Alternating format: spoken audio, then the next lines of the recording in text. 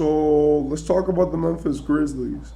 The Grizzlies are a team which have overcome a lot in the past few years as they've repeatedly gone and made themselves contenders through John Morant. But now they just imploded, rebuilt some of their pieces, and they're coming back next season with a bang.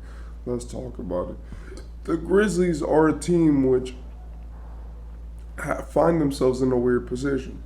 They're a team which, at the end of last season, they were one of the best teams in the NBA, the second best team in the West.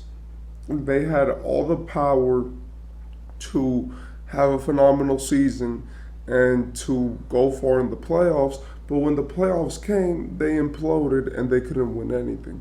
They lost in the first round against the Lakers, and it was mostly due to the fact that they just have a lot of inexperience and that the Lakers had just way more experience and just had a better squad. When the Grizzlies really found themselves in this situation, you could tell that they were struggling. They didn't know what to do because it was like last year, even against the Golden State Warriors who went on to win the championship, they were confident, they were cocky, and they were great. And you could tell that they were a team which prided themselves on being better than the other team. The only problem with this year is that since they were good again, the Grizzlies became way too cocky. And this caused them to have to force a kind of workaround with their franchise because Dylan Brooks was talking way too much trash throughout the entire year. And the entire team just seemed to ride the coattails of the fact that last year they were good. Now, of course, if you're a good team one season and you're a good team the next season too, it's going to be hard not to at least feel confident in yourself. But when you're using that confidence to bring down other people, to talk trash to them, and to make yourself seem better, it causes people to get mad.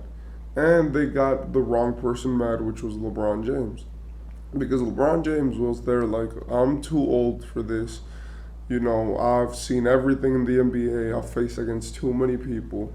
And I finally have a good team. So now you guys could talk smack all you want, but I have a good team on my back. And LeBron was like, I'm not taking this. And then he beat the Grizzlies completely. He got a 20-20 game against them, right? He was completely dominant from start to end, hitting consistent game winners. And really, the best part about LeBron's performance is that he did this all while getting hit in the private parts, while being trash talked, while being called old. And he was just retaliating on the court, talking back to them, saying that they talk way too much trash, and really reminding them that he's just not another player who they can trash talk, that he's the GOAT or second best player of all time. This series broke Memphis. And I know that a lot of people are not going to agree with that statement, but the series of the Lakers versus the Memphis Grizzlies broke Memphis. It did. It like after that series, Memphis was never the same. Their confidence went to an all-time low. And with all the situations happening with Ja, it really forced the Grizzlies to not even be able to feel confident in themselves. Because last season it was like, okay, we're coming back and we're fine. We'll be good. But since they suspended Ja for 20 games for all the situations with the guns and this and the 17-year-old and basically all the problems that he was causing for the league, they basically said like, okay, we're going to suspend you for 25 games. And the Grizzlies were like, what? And they were forced to rebuild because it was like with Dylan Brooks, Jaren Jackson Jr., and Desmond Bain, we're not going to get anywhere. So it forced them to be like, well, okay, we don't want Dylan Brooks for next season. And instead of having Dylan Brooks, we are going to make something happen. And eventually they brought in Marcus Smart. Now their lineup is John Morant at point guard, Marcus Smart at shooting guard, Desmond Bain at small forward, Jaren Jackson Jr. power forward, and Steven Adams at center. It's kind of small, but whatever. In my opinion, I like the Grizzlies. I think that they're a franchise which has a good culture. They have that grit and grind. They have that play defense, but they also have that spectacularness to them. But the problem with them is that they're just young. They don't have any good veterans.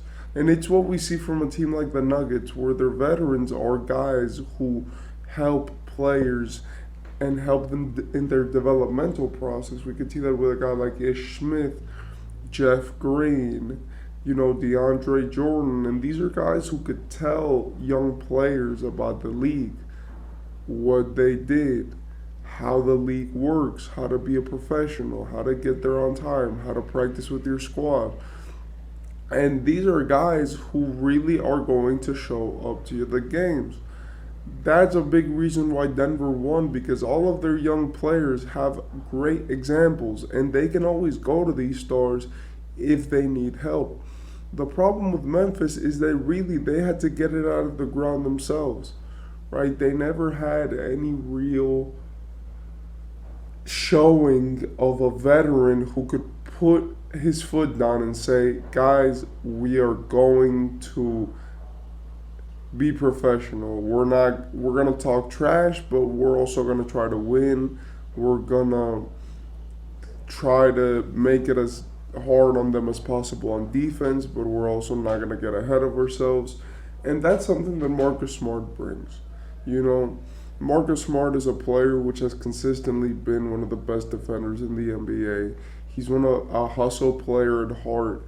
And even though, yes, he does have some deficiencies on defense and on offense, when you have John Morant already as your point guard, really Marcus Smart helps with three things. First, you're going to get him for the entire season. And that's good because since Ja's going to miss so many games, it's really a concern for the Grizzlies that they lose and they don't make the playoffs next season, because that causes more things than it fixes. It could cause players to leave. It could cause the Grizzlies to lose confidence.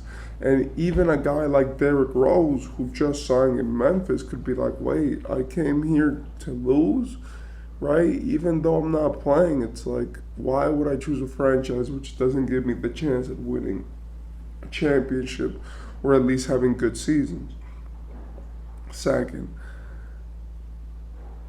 Marcus Smart brings tenacity and he talks a lot. But the thing is with Marcus Smart is that Marcus Smart and Dillon Brooks are different. Dillon Brooks will get in your face, he'll talk smack, he'll do this, he'll do that, but then he'll play a dirty game. Where he'll hit people in their private areas, he'll make people, fall, he'll take the ball away from them in a bad manner, he'll get up and close to their face and talk trash, and he'll make an environment where it's like, is that what you really want for your team? But Marcus Smart brings the exact opposite of that. Marcus Smart is gonna get happy when his team goes well. He is gonna trash talk, but it's not gonna be to the point where it's disrespecting the other team. It's more of a trash talk that's boosting your own team as opposed to, taking away from the other. And in my opinion, this is what they need. I like the Grizzlies next season. And I like them as a team. And they're the last team on, me talking about other teams. So really, when we talk about the Grizzlies, and the last thing I want to say is, I hope that they can do well. I hope that this jaw thing doesn't affect them too much. I hope that Desmond Bain keeps playing to the level that he's been playing. I hope that Jaren Jackson Jr. can get better and he can round out his offensive bag, meanwhile maintaining his defense. And I hope that guys like Derrick Rose and Marcus Smart, apart from contributing to wins, can also help give great veterans to the team.